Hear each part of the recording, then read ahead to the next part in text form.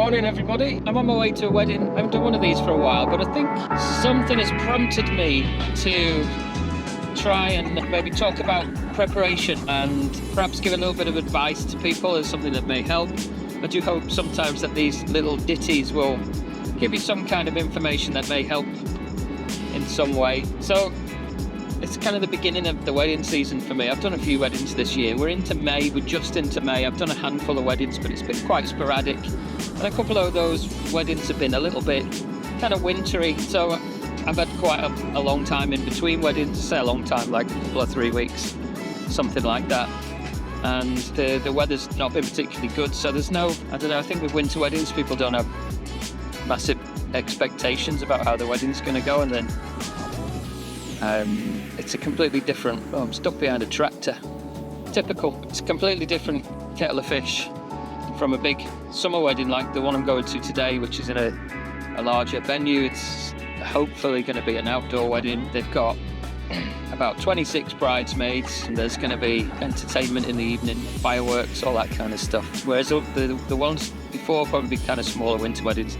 Anyway, I find that when I have periods where I don't have a lot of very busy weddings, one after the other, I kind of get into this kind of slump of not being particularly prepared for stuff. And I did find myself this week, my second tutor was kind of pestering me for information, and there was no urgency about me.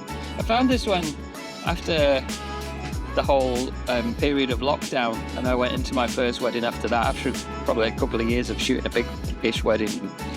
And I was just sitting around, and I was supposed to do family groups and a big group picture, and I was just sitting around having a cup of tea with no urgency whatsoever. And the videographer said to me, "You don't think you should be doing pictures by now?" And I was just kind of chilling out. And that's the way I get when I'm not up to speed. I'm not in the gear that I should be in. That's what's happened to me today. And typically, I don't know, maybe it's something all my life that I've just been subconsciously putting pressure on myself by running late all the time and not being particularly ready for stuff. You know, this time yesterday I hadn't charged any batteries, I hadn't cleared my cards. But, you know, I've done quite a lot of weddings over the past 17, 18 years that there is a little bit of potential to be a little bit too relaxed about it, and there is room for error there. But part of my setup and part of my routine, of course, is having double of everything and making sure everything's done. I've done it so many times that I feel like I'm quite fine. Going into the wedding, I know that I'll be absolutely fine. I've got all my info. But I think part of being prepared for a wedding is kind of physical stuff, of course. You need to have your breakfast, get your lunch sorted, have emergency backup food in case the venue is funny about giving you a meal, even if a couple have paid for it. It's always useful to have these things so that when the day comes, you can be firing at 100%. Is that the right phrase? Firing on all cylinders, performing at 100%, because that's the only chance you're ever going to get to photograph that wedding, and you don't want to have any niggles in the back of your mind or any stresses about, or when are we going to get our food, and I haven't got anything to eat, I haven't had a cup of coffee, need to drink more water, drink plenty of water. That's the other thing, especially when the sun's out. So that's the kind of physical side of it. The mental side of it is equally as important, if not more important, that you need to be prepared when you go into the wedding that you're going to do the best job you can for this couple. And to do that, you need to have a little bit of information. So, of course, that happens way before the wedding begins itself. Collecting information, talking to the couple, showing them your work, educating them about your style, how you work, and getting the information off them about the group photographs that they want, how you're going to do that, how you're going to ensure, with a little bit of their help, how that's going to go smoothly, where and when you're going to do the portraits, but also setting their expectations in a realistic way and not giving them too much information, but having a lot of information in your head about how you think they want the day to go, what's important to them, and other ideas. If you want to be a bit creative, as I do sometimes, those kind of creative ideas and creative portraits, I don't tell the couple what I have in mind, because there is the possibility that it might not happen due to time, due to weather, usually.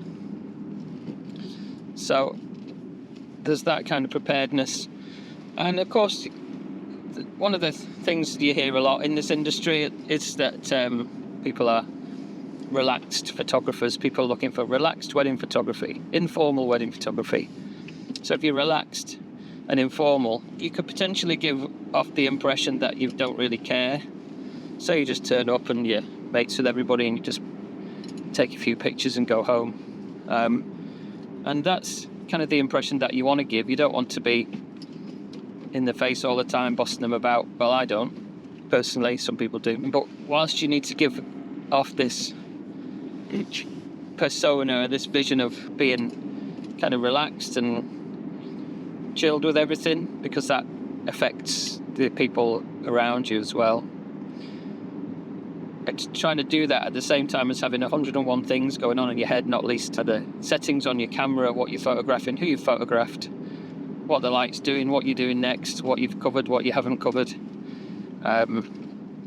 whilst seamlessly blending into the wedding. So that's just a few thoughts about preparation. And of course, your couple and people at the wedding don't have a clue about half the stuff you've thought about before the wedding and how well prepared you are. And that's how it should be, but there is a lot of work that goes in beforehand. So for me, I'll meet the couple. I don't necessarily have a meeting with the couple before the wedding. I'll just call them. So I've got the info on a form, so they fill in the form on the website. If anybody wants a copy of the form that I use, you're very welcome to it. I'm sure I borrowed it off somebody else at some point over the years. And just ask for people's names, what group photos they want. There's kind of specifics about that. Where they're getting ready, what time the ceremony is, different timings throughout the day, that kind of stuff. And there's a little bit at the beginning that just reminds them about how I'm going to cover the day, and in the morning what to expect, asking them to get the dress and the shoes out of any wrappers or anything like that. And that's usually around about a month before the wedding. And then a few days before, I just ring and just say, how are you getting on? How are you feeling about everything? You're happy with everything that's going on with we've discussed with the photography, is there any questions? And that's it. And I just remind them again that I've got everybody's names and I'm going to be covering the wedding in mostly documentary style, and they just need to relax, let me get on with it, and that's it. And if there's anything specific, of course, just for them to tell me, I'll do it. And that's how I go about the preparation for the wedding. I mean, you can go wild and have a Zoom call with the couple and tell them all sorts of things that may or may not help them when it comes to the pictures.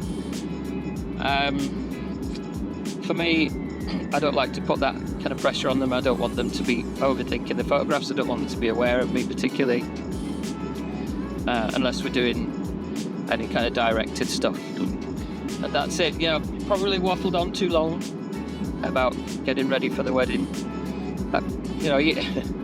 You could say that you've been preparing for the wedding ever since you started to use a camera, but all of that stuff. And I do wonder if I wrote down all of the things that I think about whilst I'm shooting a wedding, before I shoot the wedding, on the day, the wedding, like now on the way, that it would just be reams and reams of paper, one thing after the other, what I'm thinking about, different people, where they're standing, where the light is, when the sun's going to come out, when it's going to rain, when they go in, where the light's coming for that, what lights are on in the room, where the fire extinguishers are, all these ridiculous things that go through your head. A lot of this can be done before, some of it, a lot of it is done at the time, but getting yourself into that frame of mind, into the zone, physically and mentally, is a good thing. I've probably talked about the physical, maybe at the mental side of things in other videos. Of course, if you know me, you'll know my brain doesn't really work in a straight line, so there's bits and bobs here and there, but anyway, cheerio.